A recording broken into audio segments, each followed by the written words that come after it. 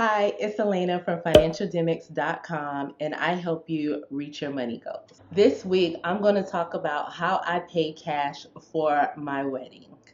And my wedding wasn't necessarily the cheapest wedding. Sometimes you hear about weddings that were like $5,000 or even $8,000. My wedding was $15,000 and we paid cash. I'm not going to sit here and say, oh, we did it all by ourselves. We definitely had a little bit of help, and I'll explain to you why later. According to the Knott's 2018 Real Wedding Study, the average cost of a wedding is around $33,931. That is a lot of money for a wedding, especially for an event that's just on one day. So I want to tell you how I pay cash for my wedding and then also give you some tips of how to save money while planning your wedding. So I got married a little over 4 years ago, and I originally wanted a destination wedding only because I have a large family and a great group of friends, and I figured that would be an easy way to cut down on the cost of the wedding. But due to circumstances beyond my control, the wedding ended up being stateside, so this is what I did to keep the cost down. The first thing I did was I was very particular about the day we actually were married. Most weddings are on Saturdays. That's the most popular day of the week to have a wedding. So, of course, weddings on Saturday are more expensive. So, for that very reason, we had our wedding on a Sunday. Now, you can have weddings Sunday through Friday, but it's just a little bit more difficult because on Sundays, typically people are trying to get back home or back to work, especially if they are from out of town. And then during the week, people are working. And so to get off of work to go to a wedding is normally difficult. But if you do have your wedding on a weekday or a Sunday, it's significantly cheaper. You may also want to consider the time of day that you get married. The evening is the most popular time of day to get married, and so normally, if you have a wedding around that time, you're serving dinner. Well, dinner meals are more expensive, regardless if they're plated or they're on the buffet. But if you choose to serve either breakfast or lunch, it's significantly cheaper. I chose to have a brunch wedding, so Sunday brunch.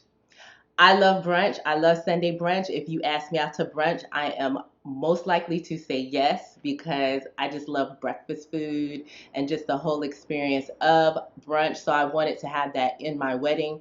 Because we chose brunch, the price was almost cut in half for what we would have paid if we chose to have a dinner wedding. And remember, with brunch, you don't necessarily have to have just breakfast food. We had breakfast food and lunch, a nice lunch menu to go with it. The food was really good and everybody was happy and full when they left. Another thing to consider is the location of your wedding.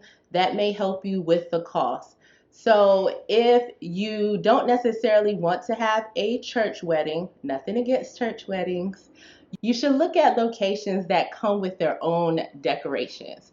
So, one of the places that I looked at was a lot of museums. I also looked at art galleries because I felt like I could still decorate a little bit, but the art in the galleries and the museums would help actually decorate my space on its own. And so the location came with its own ambiance, if you get what I mean. So that is an option. But what I ended up doing was choosing a hotel. And the reason why I chose a hotel was even though we still had to decorate, in some locations, you would have still had to rent tables and chairs, and then still get a caterer. And so I decided on a hotel because that eliminated those three things. And for the number of people that we were going to have attending or that were on our list at the time, that would have saved us a lot of money. So I went with the hotel. I also was very conscious that I did not want my guests to travel. I feel like every time I've gone to a wedding where the guests had to travel, somebody got lost. So I wanted everything in the same location. So we were just basically either switching rooms or turning a room over. Also, because the guests did not have to travel, then or the people in the wedding. So my wedding party did not have to travel. So I didn't have to pay for transportation. Everybody was already at the hotel. And so it just worked out in our favor. So that was one less thing we had to pay for. Okay, so let's talk about the food because the food is very important. So as I stated, I had my wedding at a hotel, so the food came with it. We had a tasting. I knew the food was good already just from word of mouth. But when I actually tasted the food, it was really good. So that worked out for me. But you want to consider your catering, right? Um, if you're able, if you have somebody who is great at cooking and has, done large events before, then that is great. Typically at a hotel, they want to use their own food. They only will let you bring in like cake and favors or like dessert and things like that. But if you're having it at a different location, like maybe a church or a museum, or, like I've seen like these farm weddings in all these different locations, you want to consider the food. And the food is definitely going to be dependent upon the people. So you really want to consider how you can get the most food for the money. Typically, a buffet style is typically cheaper. I know everybody doesn't like buffets. My brunch was a buffet just because we had so many options. I wanted everybody to get a little bit of everything if that's what they wanted. But just think that buffets are cheaper than plated normally. And if you're able to, if you have somebody who's great at cooking, then that might be an option. Make sure that they've done it before because this is not the time you want to find out if they're good or not. Okay? For real. Um, but you definitely want to find a caterer who is in your budget and who you actually like their food. Oh, and one more thing about my brunch wedding that's really important is I actually had a dry wedding. We are not drinkers. And so even though I have people who surround me who drink, I just didn't see the reason why I would pay all this money for alcohol. Alcohol is very expensive. So if you don't want a dry wedding, definitely make sure you budget in your alcohol because it can become very expensive. The hotel we had it at had a bar, so if they wanted to have alcohol, they could go down and buy it at the bar. I do know some people have had cash bars at their weddings, so that's an option also. But just for us, because we weren't drinkers like that, we had a dry wedding, but we had a signature virgin drink. For the cake, what I didn't know and what I learned through the process, now I was definitely blessed to have a friend who was a baker. I'm going to drop her information below. So if you're in the Charlotte, North Carolina area, definitely check her out. Her company is called Silver Sweets. She actually baked my cake, but she also taught me some things in the process that I had no idea.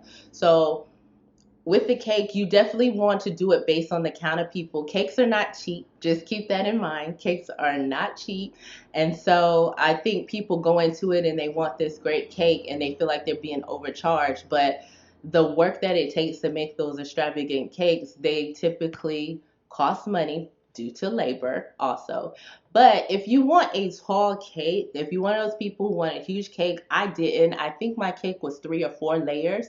But what I do remember, if I'm not mistaken, the bottom layer of my cake was not real cake. I don't remember what it was, but you still can get the look for less. Because if it was real cake, then that's more money, right?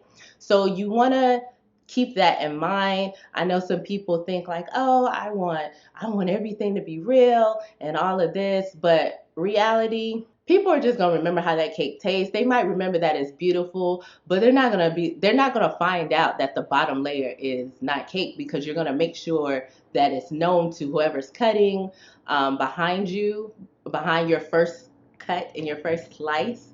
Um, you're gonna make sure they know where to cut the cake at. And of course, you know, you may want to keep your top layer. You don't have to eat it later. Sometimes, whoever makes your cake, they'll provide you with a fresh cake a year later. So you're not eating like an old frozen cake that's been in the freezer for a year. Um, but just keep in mind, if you want like a larger cake, if you're one of those people who want a larger cake, all your layers do not have to be real. It just needs to be the layers, like your uppermost layers.